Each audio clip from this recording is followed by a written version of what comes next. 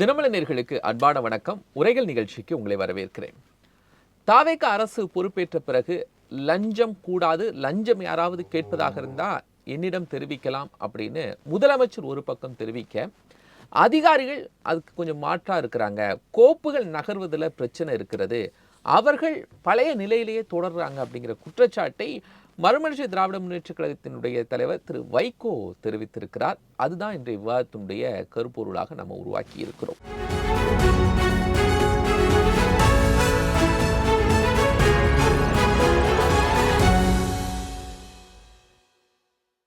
அதிகாரிகள் சூழ்ச்சியா, வைகோ புகாருடைய பின்னணி என்ன? இரண்டு கருத்துரையாளர்கள் நம்மோடு இணைகிறாங்க. மூத்த பத்திரிகையாளர் திரு KKR ஆதித்யன், பத்திரிகையாளர் திரு கோவிந்தராஜன், இருவரையும் வரவேற்றுக்கொள்கிறேன். வணக்கம். நான் ஆதித்யன் சார்ட்ட இருந்து தூங்குறேன். ஆதித்யன் சார், வைகோ புகார் இப்போ அதிகாரிகள் இந்த அரசுக்கு எதிராக சூழ்ச்சி செய்கிறாங்கன்னு நீங்கள் எப்படி பார்க்குறீங்க? எந்த அரசும் புதிதாக பொறுப்பேற்றுக்கும் போது கடந்த ஆட்சியில் உள்ள அதிகாரியுடைய விசுவாசம் கொஞ்ச நாளைக்கு மாறாது, உடனடியாக மாறாது. அது மட்டும் இல்லாமல் அந்த கடந்த ஆட்சியிலையும் அதிகாரத்தை சுவைத்த அதிகாரிகள் இந்த ஆட்சியும் தொடர்ந்து அதே மாதிரி பண்ணலாம்னு நினைப்பாங்க. ஆனால் சில சமயம் அந்த அதிகாரிகளை கண்டுபிடிச்சி அவங்கள அதை அகற்றிடுவாங்க. உதாரணத்துக்கு நம்ம இப்போ லஞ்ச ஒழிப்புத்துறையில் ஒரு போலீஸ் அதிகாரியை நியமித்தாங்க. அவர் கடந்த ஆட்சியில் ரொம்ப ஆளுங்கட்சி விசுவாசமாக செயல்பட்டவர். இதில் இந்த ஆட்சியிலையும் ஒரு கூட்டணி கட்சியினுடைய நிர்பந்தம் காரணமாக அவரை நியமித்தாங்க. ஆனால் பழையபடி அந்த லஞ்ச ஒழிப்பு சோதனைகள் அந்த பிரச்சனைலாம் வரும்போது இப்படி விசுவாசம் மாறுறன்னு சொல்லி கண்டுபிடிச்சி உடனே ஒரு காத்திருப்போர் பட்டியலுக்கு மாற்றி வேறு இடத்துக்கு மாற்றினாங்க. இந்த மாதிரி சில இன்னும் கூட போல திமுக ஆட்சியில் இந்த முதலமைச்சர் தனிச் செயலாளர் இந்த அதிகாரிகள் எல்லாம் இன்னமும் அவங்க பழைய மாதிரி செயல்படுறாங்க. அவங்க கண்ட்ரோல்லையே இந்த ஆட்சி இருக்கணுங்கிற மாதிரி இன்டெரக்டாக செயல்படுறாங்கிற மாதிரி குற்றச்சாட்டுகள்லாம் வந்துகிட்டு இருக்கு. இதனால இது என்ன பிரச்சனைனா, புது ஆட்சி இப்போ இந்த முதலமைச்சர் விஜய் ஊழல் ஒழிப்புங்கிற முயற்சி கடுமையாக எடுத்திருக்காரு. அது செயல்படுத்துகிற கடினம் என்றாலும் கூட ஒரு முனைப்போட தொடர்ந்து செயல்படுறாரு. பல மட்டங்களில் அரசுக்கும் இடையே இந்த ஊழல் எங்கெங்கெல்லாம் நடைபெறும், மக்கள் எங்கெங்கெல்லாம் இந்த பிரச்சனை சந்திக்க வேண்டியதெல்லாம் கண்டுபிடிச்சி அதை போக்குறதுக்கு முயற்சிகளை கொண்டு வர்றாரு. மேல்மட்ட அளவில் ஒரு CMD அனுமதி ஆகட்டும், பள்ளிக்கூட அனுமதி ஆகட்டும், இதெல்லாம் அங்கே ஸ்டாப் பண்ணியாச்சுன்னு சொல்லி சம்மந்தப்பட்டவங்களே சொல்கிற அளவுக்கு இருக்குது. ஆனால் இந்த மாதிரி பொசிஷனில் இருந்துக்கிட்டு இப்போ இந்த பணம் சம்பாதிச்ச அதிகாரிகள் நிலைமை இப்போ என்ன செய்யலாம்? அப்போ அவங்க தங்களை காப்பாற்றிக்கிற என்ன பண்ணுவாங்கன்னா, இந்த அரசு கெட்ட பேர் வர்ற மாதிரி என்ன பண்ணலாம்னு பார்ப்பாங்க. பொதுவாக இந்த மாதிரி ஒவ்வொரு பிரச்சனை இந்த அரசுக்கு கெட்ட பேர் வர்ற மாதிரி என்ன செஞ்சிட முடியும் அதிகாரிகளால? இல்லை, அதாவது அதிகாரி நினைச்சாங்கன்னா என்ன பண்ணுவாங்கன்னா, ஒரு திட்டம் நிறைவேற்ற இப்போ மக்களுக்காக ஒரு திட்டத்தை கொண்டு வந்த போது இவங்க அதை உடனடியாக நிறைவேற்ற முடியாத அளவுக்கு முட்டுக்கட்டைகளை ஏற்படுத்துவாங்க. அது அவங்க வேணும்னு பண்ணாத மாதிரி தெரியாது. ஆனால் இந்த ப்ரொசீஜர் டிலேன்னு சொல்லுவாங்களா, இப்போ என்கிட்ட ஒரு கோப்பு வந்துச்சுன்னா எனக்கு ஒரு மாதம் டைம் இருக்குது, இதை முடிவு பண்ணுன்னா அது வரைக்கும் வச்சுருவாங்க. அப்போ இப்படியே சின்ன ஒவ்வொரு இடத்துல அதை கோப்பு பண்ணும்போது அந்த திட்டம் அப்படியே அந்த மேலே என்ன நினைக்காது அது உடனடியாக நடக்காது. பல இடங்கள் அப்படி இருக்குது. இப்போது நம்ம கீழ்மட்டத்தில் முதலமைச்சர் வந்த உடனே இந்த கீழ்மட்டத்தில் இந்த வருவாய்த்துறை அந்த அந்த பகுதிகளில் லஞ்சம் ஒழிக்கணும் அப்படிலாம் சொல்லும்போது ஒவ்வொரு அதிகாரிகளுக்கும் இப்போ கோப்பு முறை வந்திருக்கு. அதாவது நம்ம ஆன்லைனில் அப்ளை பண்ண உடனே ஒவ்வொரு அதிகாரியும் ஒரு வாரம், ஒரு மாதம் அப்படிலாம் வச்சுருக்கணும்னு இருக்குது. அவங்க அந்த டைமுக்குள்ளே முடிவு எடுக்கணும். ஆனால் ஒரு மாதம் வரைக்கும் அந்த தங்களோட டைம் வரைக்கும் வச்சுட்டு கடைசியில் அன்றையாவது ஒரு கொறி போடுவாங்க, இந்த பிரச்சனை இருக்குது. இந்த முதலே அவங்களுக்கு தெரியும், அந்த கோப்பை பார்த்தோன்னே தெரியும் இந்த பிரச்சனை இருக்குன்னு தெரியும், இருந்தால் கூட சொல்ல மாட்டாங்க. கடைசியில் முடிகிற நாளில் சொல்லி போட்டு திருப்பி அதை என்கொயரி போடுறாங்க. இப்படி ஒவ்வொரு இது போடும்போது பொதுமக்களுக்கு ஒரு சலிப்பு வரும். இது டிலே பண்ணுறதுனால சில சமயம் அது ஊழல் நடக்கிறதுக்கும் வாய்ப்புகள் இருக்குது. ஏன்னா பல டெண்டர்கள் விஷயங்கள் நம்ம பார்த்துருக்கோம். இந்த சின்ன சின்ன டெண்டர்லாம் விட்டு அதெல்லாம் மாற்றிட்டு இருக்காங்க. இந்த குறுகிய கால டெண்டர்லாம் விடுவோம். நீ பாருங்கள், எத்தனை தடவை சொன்னால் கூட திருப்பி அந்த மாதிரி டெண்டர் வேலைகளும் நடக்குது. அதெல்லாம் அந்த அதிகாரிகள் சஸ்பெண்ட் பண்ணுறாங்க, மாற்றுறாங்க. அப்போ இப்படி தான் அவங்க தங்களுக்கு வேண்டியவர்களுக்கு சலுகை காட்டுறதுக்காக அந்த மாதிரி பண்ணலாம். இது இடைநிலை அதிகாரிகள் அப்படிலாம் இருப்பாங்க. பெரிய அளவில் IAS அதிகாரிகள் மத்தியில் டிசிஷன் மேக்கிங்கை கவர்மெண்ட்டுக்கு தவறாக அட்வைஸ் பண்ணுறேன், அந்த மாதிரிலாம் இருக்குவாங்க. அது இன்னும் வெளிப்படையாக அவங்க மேலே எப்படி, ஏன்னா ஐபிஎஸ் ஐஏஎஸ் அதிகாரிகள் டைரெக்டாக மாநில அரசுகளால் நடவடிக்கை தீவிரம் எடுக்க முடியும். மேக்சிமம் சஸ்பெண்ட் இல்லாட்டா டிரான்ஸ்ஃபர் தான் பண்ண முடியும். அந்த இதுக்கு மேலே வழக்கு போட ஒரு ஒரு அதிகாரி மேலே வழக்கு கூட போட்டிருக்காங்க, லஞ்ச ஒழிப்பு வழக்கெல்லாம் போட்டிருக்காங்க. அந்த மாதிரி தான் பண்ண முடியும் இல்லையா. கீழ் உள்ள அதிகாரி இப்போ துணை கலெக்டர் வரைக்கும் அரசு ஆயிருக்காங்க இந்த மாதிரி பிரச்சனைகள் எல்லாம், லஞ்ச ஊழல் எல்லாம். அப்போ இந்த அதிகாரிகளை எப்படி கண்டுபிடிக்கிறதுங்கிறத அவங்க வந்து மேலேருந்து வாட்ச் பண்ணணும். அது எப்படி பண்ண போகிறாங்கன்னு தெரில. சரி. கோவிந்தராஜன் சார், நீங்கள் எப்படி பார்க்குறீங்க? வைகோ அவர்கள் இப்போ ஒரு பெரிய புகாரை சொல்கிறாரு. ஃபைல்கள்லாம் தேக்கமடையுது. லஞ்சம் வாங்கலைங்கிறது ஒரு பக்கம், ஃபைல்கள் தேக்கமடையுது. அப்போது அந்த ஃபைல்கள் ஏன் தேக்கமடையுதுன்னு அதுக்கு பின்னாடி இந்த ஒரு காரணம் இருக்குங்கிறார் இல்லையா? இது பொதுவாக சொல்கிறாரா, இதில் ஒரு பர்டிகுலர்ஸாக ஸ்டடி பண்ணிட்டு சொல்கிறார்? அதாவது திரு வைகோ சொல்வதை அது உண்மைன்னு எடுத்துட்டா கூட இது எதை வெளிப்படுத்துதுன்னா விஜய் அரசின் நிர்வாக திறமையின்மையைத்தான் வெளிக்காட்டுகிறது. அப்போ அவர் ஒப்புக்கொள்கிறார், அவர் கூட்டணியில் இருக்கக்கூடிய இந்த தாவேகா அரசின் நிர்வாக திறமையின்மையைத்தான் இது வெளிக்காட்டுவது, அப்படிதான் எடுத்துக்கொள்ளணும். ஏன்னா இதே திரு வைகோ அவர்கள் சென்ற திமுக ஆட்சியில் அவரை கூட்டணியில் இருந்தாங்க. அதே அதிகாரி தான் தொடர்ந்துட்டு இருக்காங்க. இவ்வளோ நாளாக வாய் திறக்காதவர் இப்பயும் அது வந்து பேசி இது பண்ணியிருக்காரு. அப்பையும் திறந்துருக்கலாம்ல. இதே அதிகாரி இருந்தப்போ அப்பையும் அவர் வந்து மௌனமாக இருந்தார். அப்போ சொல்லியிருக்கலாம்ல இதே அதிகாரிகள்கிட்ட இது பண்ணி. அப்போ வந்து வாய் மூடி மௌனமாக இருந்து கொண்டு இப்போ வந்து சொல்கிறாருன்னா இது அரசியல் தான், முழுக்க முழுக்க இது அரசியல் தான் நான் பார்த்து கொள்கிறேன். அப்படியே 100 நாட்கள் ஆகிப்போச்சு இந்த அரசு வந்து. ஒரு ஃபைல்கள் கோப்புகள்லாம் நகராமல் அப்படியே தேங்கிட்டு இருந்துச்சுன்னா இது அதிகாரிகள் பிரச்சனை கிடையாது சார், இது அரசின் பிரச்சனை தான். இது அதிகாரிகள் பிரச்சனை கிடையாது, அரசின் பிரச்சனை, அரசின் நிர்வாக திறமையின்மை. அது இப்படிதான் பார்க்கணும். எதுவுமே நகரலைன்னா அதிகாரிகள் மீது பழிய போட்டுட்டு எஸ்கேப் ஆகிறதுக்கு இதுவே கிடையாது. எல்லாம் முதலமைச்சர் டைரக்டா பார்த்துட்டு இருக்க முடியாது இல்லை, அவருடைய சொல்படி அதிகாரிகள் தானே ஏங்க அப்ப மற்ற அமைச்சர்கள்லாம் இருக்கிறாங்களே, இதுல உற்று நோக்கினீங்கன்னா 3 பவர் சென்டர் இருக்கிறது. முதலமைச்சரை கேட்டால் பவர் சென்டரே கிடையாது, நான் தான் இங்கே ஒரே பவர் சென்டர்ன்றாங்க. நேற்றைக்கு கூட அமைச்சர் கீர்த்தனா அவர்கள் சொல்கிறப்ப, அவங்களுடைய இது சொல்கிறப்ப, எனக்கு வாய்ப்பு கொடுத்த விஷ்ணு அண்ணா, ஜான் ஆரோக்கியசாமி அண்ணா, புஷி அண்ணா, ஆதவ் சார் அப்படின்லாம் சொல்லிட்டு முதல்வர் பேரே மறந்துட்டாங்க. அப்போ இவங்கெல்லாம் சொல்கிறதுனா இது பவர் சென்டர் தானே தெரியுது, அவங்களே ஒத்துக்கிறாங்கல்ல இவங்க தான் முக்கியத்துவம்னு. அப்போ இந்த பவர் சென்டர் இருக்கக்கூடிய 3 பவர் சென்டர், விஷ்ணு ரெட்டி அவர்கள் ஒரு பவர் சென்டர், ஜெகதீசன் ஒரு பவர் சென்டர், ஜான் ஆரோக்கியசாமி என்கிற ஒரு பவர் சென்டர். இந்த 3 பவர் சென்டருக்கு அதிகாரி அவங்க நிலைமையில இருந்து நீங்க யோசிச்சு பாருங்க, யார் சொல்வது அவங்க கேட்பாங்க. ஒரு தேங்க்ஸ் சொல்றதுனால முதலமைச்சருக்கும் தேங்க்ஸ் அவங்க சொன்னாங்க, முதலமைச்சருக்கு தேங்க்ஸ் சொல்றதுக்கு அவங்க சொல்றாங்க. எங்க முதலமைச்சரை பத்தி தேங்க்ஸ் சொல்றது சொல்லாது, அது அவங்க விருப்பம், நான் அதுக்குள்ளார போகல. இப்போதைக்கு தாவேக்கால இவங்க எல்லாம் சீனியர் லீடர்ஸ். எங்க இவங்க அதாவது இப்ப பவர் சென்டருக்கு ஒரு அதிகாரியா இருந்தா யார் சொல்வதை அதிகாரிகள் கேட்க வேண்டும், முதல்வர் சொல்வதை கேட்க வேண்டுமா, இல்லை இங்க இருக்கக்கூடிய அட்வைசர்ஸ் அந்த ஜான் ஆரோக்கியசாமி அவர் சொல்றதை கேட்க வேண்டுமா, இல்லை ஜெகதீசன் சொல்றதை கேட்க வேண்டுமா, இல்லை விஷ்ணு ரெட்டி சொல்றதை கேட்க வேண்டுமா அதிகாரிகள்? இங்க இதுதான் பிரச்சனை. இந்த பவர் சென்டர்ஸ் அதிகமாக. அதே போல பார்த்தீங்கன்னா மந்திரிகள்ல பார்த்தீங்கன்னா அங்க ஒரு 2 பவர் சென்டர் இருக்குது. ஒன்று ஆதவ் அர்ஜுனா அவர் ஒரு டீம், அது ஒரு பவர் சென்டர். இன்னொன்று புஷி ஆனந்த் அவர் ஒரு டீம், அவர் ஒரு பவர் சென்டர்.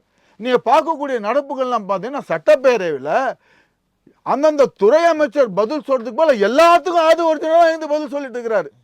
எல்லா துறைக்கும் அவர் தான். அப்போ வந்து அவர் எல்லா துறைக்கும் அவரே அமைச்சராக இருக்க வேண்டியது தானே, எல்லா துறைக்கும் அவர் தான் பதில் சொல்லிட்டு இருக்கிறாரு. இன்றைக்கு கூட சட்டப்பேரவையில் திமுக கட்சியை சேர்ந்த KN நேரு சொல்றார், ஏங்க ஒரு சட்டப்பேரவை கூட்டம் இருக்கிறப்ப மக்கள் கேள்வி கேட்குறப்ப அந்தந்த சம்பந்தப்பட்ட அதிகாரிகளும் சட்டப்பேரவை அந்த அசம்பிளிலே இருக்க வேண்டும் தானே, எங்க அவங்க நாங்கள் கேட்குறப்ப டக்குன்னு குறிப்பெடுத்து கொடுக்க வேண்டியது தானே, எங்க அவங்க அப்படின்னு சொல்லி கேட்குறாங்க.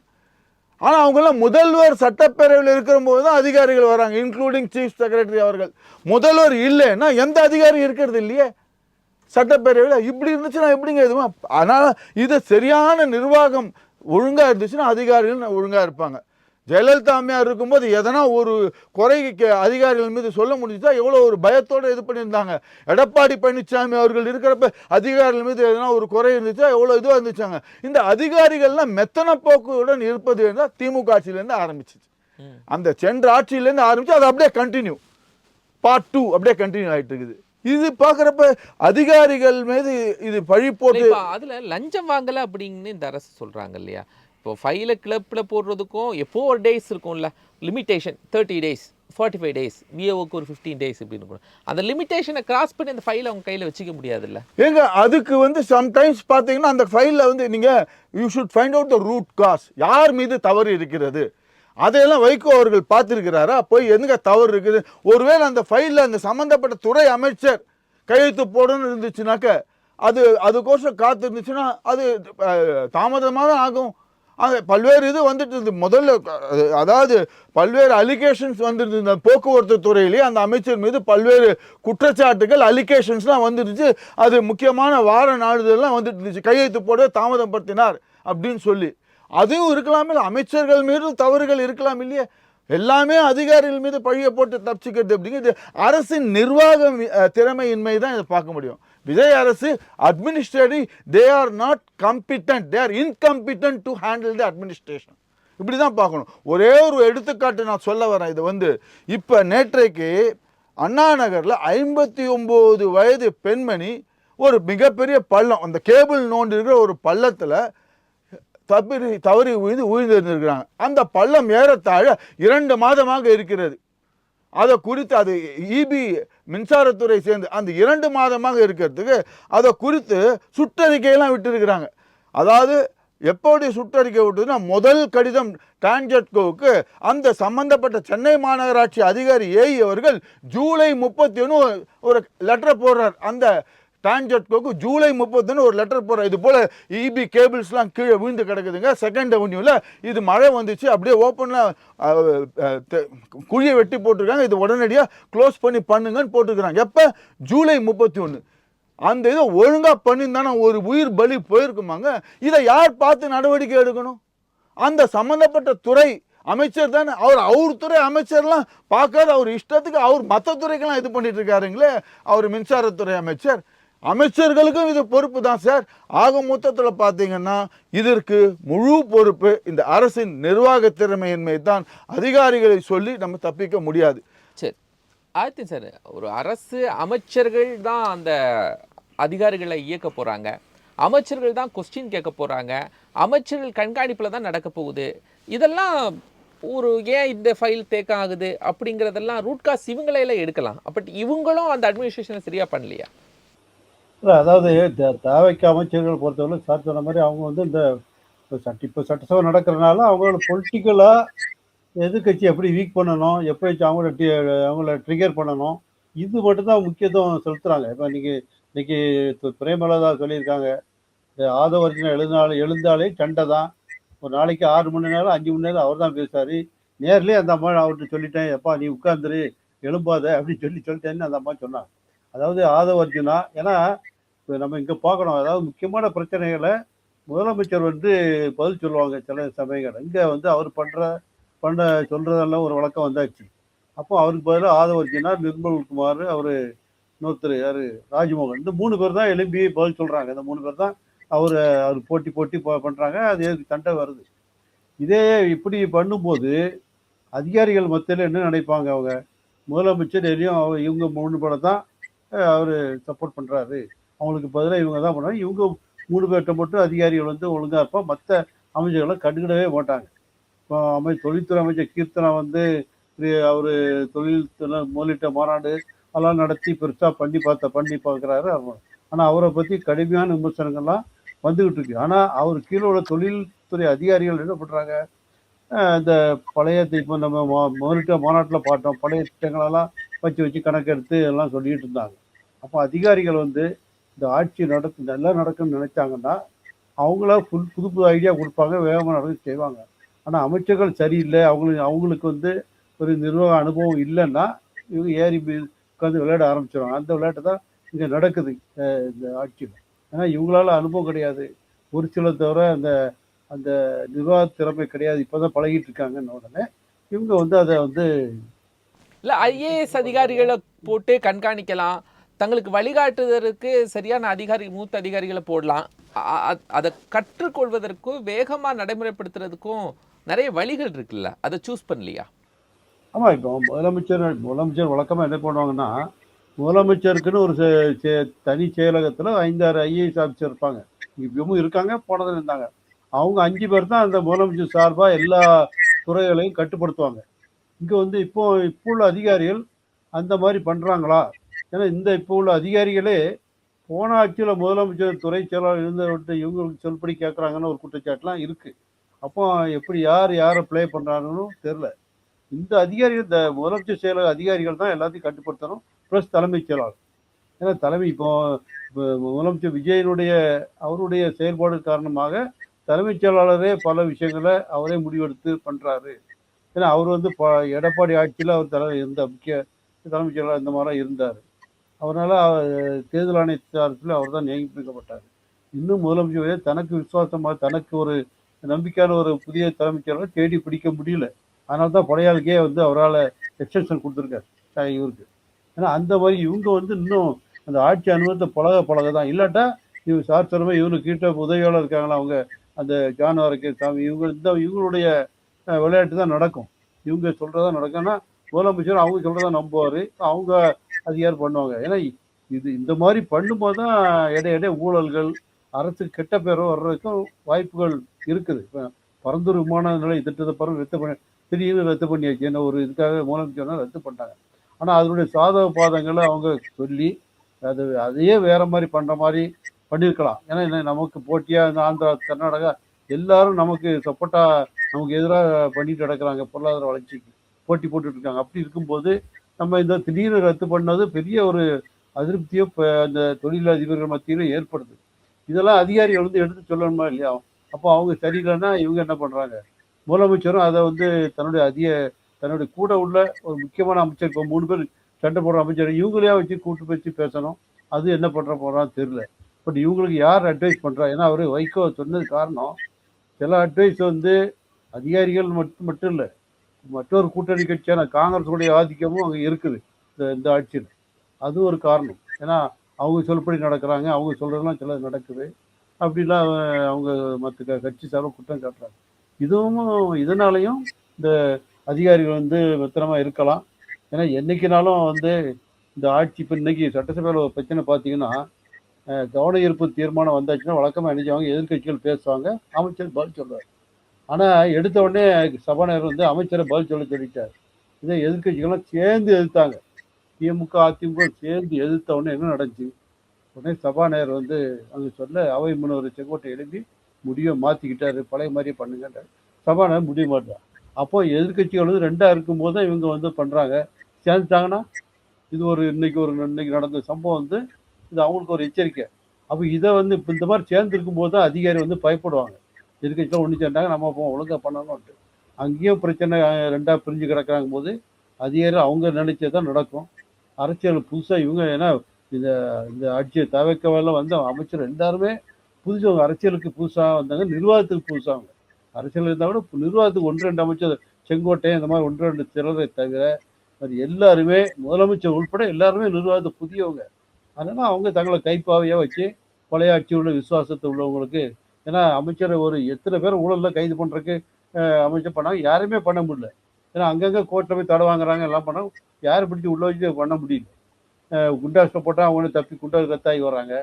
அப்போ என்ன நடக்குன்னு அப்போ அதிகாரிகள் சரியாக செய்திருந்தா முதலமைச்சர் நினைச்சாலும் நடக்கும். ஆனால் நடக்க முடியல. காரணம் அதிகாரிகளுடைய தலையீடு தான். கோவிந்தராஜ் சார், இப்போ அதிகாரிகளுக்கு அவ்வளவு எக்ஸ்ட்ரீம் பவர் இருக்குது அப்படின்னா எல்லா அதிகாரிகளும் ஒரே மாதிரியாக இருப்பாங்க? அதிகாரிகளை வழிநடத்தக்கூடிய ஐஏஎஸ் ஆஃபீஸர்ஸ், அப்புறம் தமிழ்நாடு கேடரில் எல்லாரும் ஒரே லிங்கில் இருப்பாங்களா? இப்போ இது இப்படி நடக்குது அப்படின்னா எதிர்கட்சிகள் சும்மா இருப்பாங்களா? அதுதான் சார், எதிர்கட்சிகள் இப்போ ஆல்ரெடி இந்த அதிகாரிகள் மீது அதிருப்தி உள்ளதுன்றது முதல்ல இதை வந்து பூனைக்கு யார் மணி கட்டுறதுன்ற தேக்கமா இருக்குன்னு எந்த எதிர்கட்சியும் சார் சுட்டி காட்டட்டுமே. திரு வைகோ அவர்கள் ஃபைல் எந்த துறையில தேக்கமா இருக்கு சுட்டி காட்டட்டுமே. அவர் இவ்வளவு தூரம் சொல்றாரு இல்ல, ஃபைல் தேக்கமா இல்லையா சார்? தேக்கமா சார், ஒரு அரசு ஃபைல் தேங்கிட்டு இருந்துச்சுன்னா எப்படி சார் இது ஆக முடியும்? அப்போ முதல்வர் சரியில்லைன்னு அர்த்தம். ஃபைல் தேக்கிறதுக்கு எப்படி அலோவ் பண்ணுவாங்க? ஒரு ஃபைல் தேங்கி இருக்குன்னா இது இந்த அரசுக்கு தான் சார் அவப்பெயர். அவர் கூட்டணியில் இருக்கார், அவரே ஃபைல் தேங்கி இருக்குன்னா இது யாருக்கு அவப்பெயர்? ஒரு ஃபைல் தேங்கி இருந்த அரசுக்கு தான் அவப்பெயர். மீண்டும் நான் குறிப்பிடுகிறேன், ஒரு ஃபைல் 100 நாட்களுக்கு மேல ஒரு கோப்புகள் வந்து தேக்கம் அடைந்ததுன்னா இந்த அரசுக்கு அவப்பெயர். இந்த அரசினுடைய நிர்வாக திறமை தான் அது சவால் விடுகிறது. ஃபைல்கள் தேக்கம் அடையுதுங்கிறது எல்லா காலகட்டத்திலும் இருக்கிறது. ஆனா இது இந்த காலகட்டத்தில் மட்டும்தான் கோப்புகள் தேக்கமாயிட்டு இருக்கு. நீங்க ஏதாவது ஒண்ணுக்கு அப்ளை பண்ணுவீங்க, அது உடனே சாங்ஷன் பண்ணிடுவாங்களா? எல்லா கவர்மெண்ட்லயும் இது இருக்கிறது தானே கோவிந்தராஜ் சார். அதாவது அப்ப நீங்க இதுவும் சொல்றீங்க, அந்த வைகோ நீங்க முன்னாடி சொன்ன வைகோ சொல்றது எப்படி எடுத்துக்கலாம்னா, அவர்களுக்கான கையூட்டு கொடுக்காதனால தேக்கமடைந்திருக்கிறது அப்படிங்கிறாரு. இல்ல அதுதான் சொன்னேன். எந்த துறையில அவர் பொத்தாம்பதும் அப்படி அடிச்சு விடுறது எப்படி? எந்த துறை சுட்டி காட்ட வேண்டும் இல்ல? எந்த துறை இது வந்து வணிக வரித்துறையா, இல்ல போக்குவரத்து துறையா, இல்ல பத்திரப்பதிவு துறையா, எந்த துறை சுட்டி காட்டும்? சும்மா பொத்தாம்பதும் அப்படி சொல்றது எப்படிங்க ஏற்றுக்க முடியும்? அதுக்கு ஆதாரம் எதனா இது பண்ண வேண்டும் இல்ல? அதாவது இப்ப தேக்கம் அடையுதுன்னு எடுத்துக்கொண்டீங்கன்னாக்க அது அந்த டிலே இதுவாக இருக்கும். அதாவது உத்தரவு வராத, இப்போ ஜிஓ போடுறாங்க, ஜிஓ போட்டு அறிவிப்பு போட்டு வந்ததுன்னா அந்த செயல்படுத்த முடியாத தேக்கம் அடைஞ்சுன்னா அது இது பண்ணிக்கலாம். இப்போ இவங்க சொல்கிற ஜிஓலாம் இதுவாக இருக்குன்னா, ஒரு உதாரணத்துக்கு எடுத்துனா இந்த அரசில் வெளிப்படைத்தன்மை இல்லை. அந்த வெளிப்படைத்தன்மை இருந்துச்சுன்னா நமக்கு தெரிய வரும். ஃபர்ஸ்ட் ஆஃப் ஆல் நீங்கள் கேட்கக்கூடிய ஆரம்ப புள்ளி தேக்கம் அடைந்திருக்குதா இல்லையான்னு ஃபர்ஸ்ட் ஆஃப் ஆல் டிரான்ஸ்பரன்சி இருக்கணும். அந்த வெளிப்படைத்தன்மையே இல்லையே. உதாரணத்துக்கு சொல்கிறேன்னா, இப்போ மின்சார வாரியத்தில் இப்போ நிர்மல்குமார் அவர்கள் ஆரம்பத்தில் நிறைய மின்வெட்டெல்லாம் வந்துட்டு இருந்துச்சு. ஆட்சி வந்த நாட்களில் சென்னையில் ஏகப்பட்ட மின்வெட்டு வந்துருச்சு. அப்போ அவருக்கே தெரியல எதனால நடக்குதுன்னு தெரியல. அப்புறம் அவர் சொல்லிட்டு இருந்தார், அந்த ஃபியூஸ் கேரியர் எடுத்துகிட்டு போயிட்டான், இதை எடுத்துகிட்டு போயிட்டான், அதை எடுத்துகிட்டு போய் என்னவோ சொல்லிட்டு இருந்தார். ஆனால் உண்மையான இது என்ன? அது மக்கள் எதிர்பார்க்குறாங்கல்ல. அதே மின்சார வாரியத்தில் ஹார்ட் டிஸ்கை காணும்னு சொல்லி சொன்னாங்க. 2 ஹார்ட் டிஸ்க்குன்னாங்க. ஆனால் காணா போனது 5ன்னு பிற்பாடு சொல்லி இது பண்ணியிருக்காங்க. ஸோ இதுக்கும் ஒரு வெளிப்படைத்தன்மை மக்கள் எதிர்பார்க்குறாங்கல்ல. நேற்றைக்கு ஒரு சம்பவம் நான் உங்கள்கிட்ட குறிப்பிட்ட இதே மின்சாரத்துறை, நேற்றைக்கு நான் சார்ந்த எனது பகுதியில் 3 மணி நேரம் இரவு மின்வெட்டு. நான் என்ன பண்ணியிருக்கேன், அந்த சம்மந்தப்பட்ட fuse on call number, EB office AE நம்பருக்கு எடுத்து போட்டால் இந்த எண் வந்து இன்கமிங் கால் தற்காலிகமாக நிறுத்தப்பட்டதுன்னு வந்துச்சு. அதுக்கப்புறமா நான் வந்து ஒரு அரசு அதிகாரி பர்சனல் நம்பருக்கு ராத்திரி 12 மணிக்கு ஃபோன் பண்ணி, என்ன சார் இது போல் மின்சாரத்தில் நம்பர் ஒர்க் ஆகலைன்னு. இல்லை நம்பர்லாம் மாறி போச்சு சார், அது சியூஜி நம்பர் முன்னாடி ஏர்டெல்லில் இருந்துச்சு, இப்போ ஜியோக்கு எல்லா சியூஜி நம்பரும் ஜியோக்கு மாறிட்டாங்க சார். அது மாறினது தெரிவிக்க வேண்டுமா வேண்டாமா மக்களுக்கு? இதுதானே டிரான்ஸ்பரன்சி. அவங்க பேமெண்ட் கட்டலைன்னா மெசேஜ் அனுப்புகிறாங்களே, உங்களுடைய எஸ்எம்எஸ் போட்டு உங்களுடைய இது நீக்க. அப்போ ஒரு நம்பர், ஒரு தொலைபேசி நம்பர், ஒரு கைபேசி நம்பர் மாற்றம் செய்திருக்கிறார்கள் ஜியோக்கு. அது சப்ஸ்கிரைபருக்கு ஒரு மெசேஜை போட்டு இந்த நம்பர் மாற்றப்படுதுன்னு தெரிவிக்கிறது எவ்வளோ நேரம் ஆகும் சார்? அப்போ மக்களுக்கு அக்கறை கிடையாது, வெளிப்படைத்தன்மை இல்லை. இது ஒரு உதாரணம். ஒரு பானை சோட்டுக்கு ஒரு சோறு பார்த்தோம், இது ஒரு உதாரணம். அதே போல் டாஸ்மாக் அவர் அமைச்சர் சொல்லியிருக்கார், 717 கடைகளுக்கு வந்து லிஸ்ட்டை போட்டு அனுப்பிச்சிருந்தார். அந்த லிஸ்ட்டில் போட்டிருக்கிறோம், நேராக போய் பார்க்குறதுக்கும் இதுவாக இருக்குது. இதுக்கு நானே ஒரு ஆர்டிஐ போட்டிருக்கேன். அந்த ஆர்டிஐ போடுறப்ப அந்த கடை வந்து மூடித்தான் இருக்குது. கேட்டானாக்கா நாங்கள் இந்த ஆக்ட் பிரகாரம், இந்த டாஸ்மாக் ஆக்ட் பிரகாரம் அந்த கடை இருக்கலாம் அந்த இடத்துலன்னு சொல்லியிருக்குது. ஆனால் இவர் முதல்வர் என்ன சொல்லியிருக்கார், 500 மீட்டர் ஒரு ரயில்வே ஸ்டேஷனோ பஸ் ஸ்டாண்டோ இல்லை ஒரு கோவிலோ கல்லூரியோ இந்த பள்ளிக்கூடத்துக்கு பக்கத்தில் 500 மீட்டர் சுற்றுவதில் எந்த கடையும் இருக்கக்கூடாது. நான் சார்ந்த குரோம்பேட்டை பஸ் ஸ்டாண்ட் அருகிலேயே ஒரு டாஸ்மாக் கடை செயல்பட்டு கொண்டிருக்கிறது. அந்த கடையை நீக்கணும்னு எல்லாரும் சொல்லியிருந்தாங்க.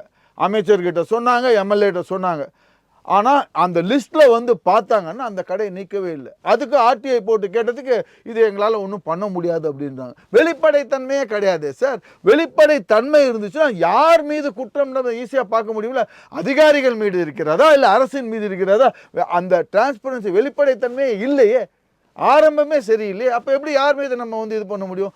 அரசின் மீது தான் இதை வந்து சுமக்க முடியும். அரசு தான் இதற்கு பொறுப்பு. அரசு சரியானபடி நிர்வாகத்திறமை சரியில்லை. ஆதி சார், என்ன செய்யலாம் இந்த அரசு? அவங்களுக்கு ஒரு பெரிய ஃபோக்கஸ் இருக்குது, நம்ம கரப்ஷன் இல்லாத ஒரு கவர்மெண்ட்டாக கொண்டு போகணுன்னு. பட் அதிகாரிகள் என்ன செய்கிறாங்க அப்படிங்கிறதும், ஒரு மினிஸ்டர் அப்படிங்கிறது அவர் துறை சார்ந்த எல்லா அதிகாரிகளையும் கண்காணிச்சுட்டும் இருக்க முடியாது. என்ன பண்ணலாம் சார்?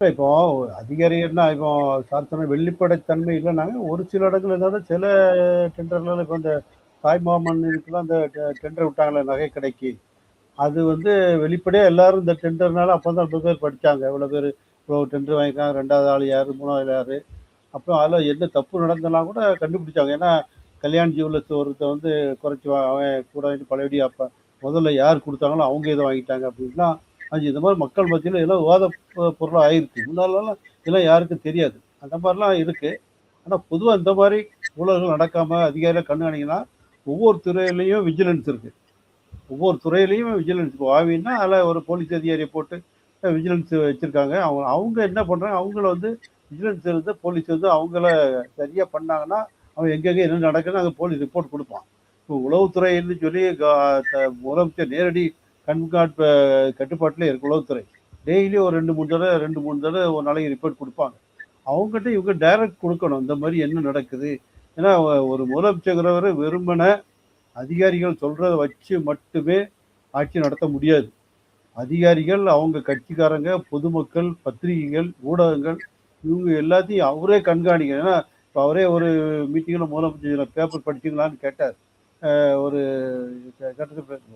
பேப்பர் மட்டும் இல்லை ஊடகங்களையும் இப்போ வந்து சமூக ஊடகங்கள் நடக்க அதான் வாட்ச் பண்ணுறாங்க போலீஸ்லேயும் அதெல்லாம் வாட்ச் பண்ணுறாங்க சைபர் கிரைம் வச்சுட்டு ஆனால் அதை வந்து ஆட்சி வந்து வேகமாக நடக்கிறதுக்கும் வெளிப்படைத்தன்மையாக நடக்கிறதுக்கும் அதை இவங்கெல்லாம் கண்காணிக்கிறாங்களான்னு சொல்லி இவங்க ரிப்போர்ட் பண்ணுறாங்களான்னு தெரியல ஏன்னா முதலமைச்சர் இப்போ வைகோ சொல்கிற காரணம் ஒருவேளை வைகோ வந்து அவர் பெரிய பிஸ்னஸ் மேன் அவர் பையன் எல்லாருமே தெரியும் ஒரு அந்த சம்மந்தமாக அவங்களுக்கு ஏதாவது துறையில் லேக் ஆகி டிலே ஆகிருக்கலாம் அதனால இந்த குற்றச்சாட்டு சொல்லிக்கிற வாய்ப்புகளும் இருக்குது ஏன்னா அவர் சொல்கிற மாதிரி ஒட்டு மொத்தமாகவே இல்லைன்னு சொல்லியும் சொல்ல முடியாது அந்த இந்த ஒரு குறிப்பிட்ட துறையில் வேணால் அவர் இந்த மாதிரி அதிகாரி ஏதாவது ஃபைல் மூவ் ஆகாமல் இருந்துக்கலாம் அந்த அமைச்சர் பார்த்து பண்ணுறது ஏன்னா அமைச்சர்கள் வந்து எல்லாருமே எடுத்ததுமே எல்லா அமைச்சருமே முக்கியமான கோப்புகளை இண்டிவிஜுவலாக கைது வைக்க முடியாது இப்போ ஒரு சூழ்நிலை எல்லாமே முதலமைச்சருக்கு தெரியாமல் நடக்கக்கூடாதுங்கிற சூழ்நிலை தான் முதலமைச்சருடைய அட்வைசரை வச்சு தான் அவங்க நடத்துகிறாங்க அதனால் அதனாலேயும் ஒரு சில சமயம் தாமதம் ஏற்படலாம் அவ்வளோவும் அட்வைசர்கிட்ட போய் அவங்க கமெண்ட் வாங்கி பிற சிஎம் ஒப்புதல் வாங்கி வந்து ஒரு அமைச்சர் பண்ணணும் அதனாலே ஒரு சில டீமில் வரலாம் ஏன்னா அதுவும் இது காரணமாக இருக்கு நிறைவாக இந்த அதிகாரிகள் வந்து எப்படிலாம் இதில் நிர்வாக திறமை இன்மைக்கு ஒரு இன்னொரு எடுத்துக்காட்ட சொல்ல வரேன் இப்பொழுது நமக்கு பருவமழை அந்த மான்சூன் அந்த முன்னேற்பாடு நடவடிக்கைகளுக்கும் நேற்றுக்கு ஒரு சுற்றறிக்கை வந்திருக்கிறது சென்னையிலே இந்த பேரிடர் மழை இது பண்ணுறதுக்கோசரம் பொறுப்பு அமைச்சர்கள்லாம் போட்டிருக்காங்க அதில் சென்னை அந்தந்த பகுதியை சார்ந்த அமைச்சர்கள் யாருமே இல்லை எப்படி அந்த அமைச்சர் தான் பொறுப்பு எடுத்து இப்போ பார்த்தீங்கன்னா திருவிகா நகர் யார் அந்த எம்எல்ஏ திருவிகா நகர் எம்எல்ஏ யார் மரியா வில்சன் அவர் தான் அமைச்சர் அவருக்கு அந்த பொறுப்பு எதுவே கூட வேறு யாரையும் அந்த இடத்துல கொண்டு போட்டிருக்காங்க புஷி ஆனந்த் அவர் தீநகர் தொகுதியில் இது பண்ணியிருக்காரு அவர் இந்த இதில் அமைச்சர் அவருக்கு அந்த பொறுப்பே கொடுக்காது வேறு யாரையோ போட்டிருக்காங்க அப்போ மக்களிடையே இணக்கமாக இருந்து நாளைக்கு இன்னொரு ஒரு அமைச்சரை போட்டாங்கன்னா நாளைக்கு எப்படி அதை வந்து இது பண்ணுவாங்க தேர்ந்தெடுக்கப்பட்ட ஒரு பிரதிநிதி அவர் அமைச்சராக இருக்கார் அவரை தானே போடணும் அதே போல் தாம்பரம் பகுதியை சேர்ந்த கில்லி சரத் அமைச்சர் அந்த பகுதிக்கு இப்போ தாம்பரம் அது சென்னை மாநகராட்சி தான் போட்டிருக்காங்க ஆனால் சென்னை மாநகராட்சிக்கு இந்த சென்னையில் இருக்கக்கூடிய அமைச்சர்களை யாருமே பொறுப்பு அதுக்கு போடாத மற்ற அமைச்சர்களை போட்டிருக்காங்கன்னா இது எப்படி செயல்படுத்த முடியும் அப்போ இது ஒரு கண் துடைப்பு ஒரு இது வந்து இதெல்லாம் பார்த்து தான் முதலமைச்சர் இது சரியில்லையே இது தவறு இது பண்ணி போடணுன்றதுக்கு அவருக்கு தெரிஞ்சிருக்கணும் அவருக்கு ஒரு புரிதல் இருக்கணும் அந்த நிர்வாக திறமை எப்படி பண்ணணுன்றது தெரிஞ்சிருக்கணும் அவர் ஆதித்யன் சார் சொல்கிற மாதிரி இது எல்லாமே வந்து அந்த அட்வைசர் விஷ்ணு ரெட்டி அவர்களும் ஜான் ஆரோக்கியசாமி அவர்களும் ஜெகதீசன் அவர்களும் இவங்க யாருக்குமே அரசியல் அனுபவம் கிடையாது சார் ஜான் ஆரோக்கியசாமி அவர் பொலிட்டிக்கல் ஸ்ட்ராட்டஜிஸ்ட் அவருக்கு அரசு நிர்வாகம் பண்ணது தெரியாது அதே போல் விஷ்ணு ரெட்டி அவருக்கும் அரசு நிர்வாகம் பண்ணது தெரியாது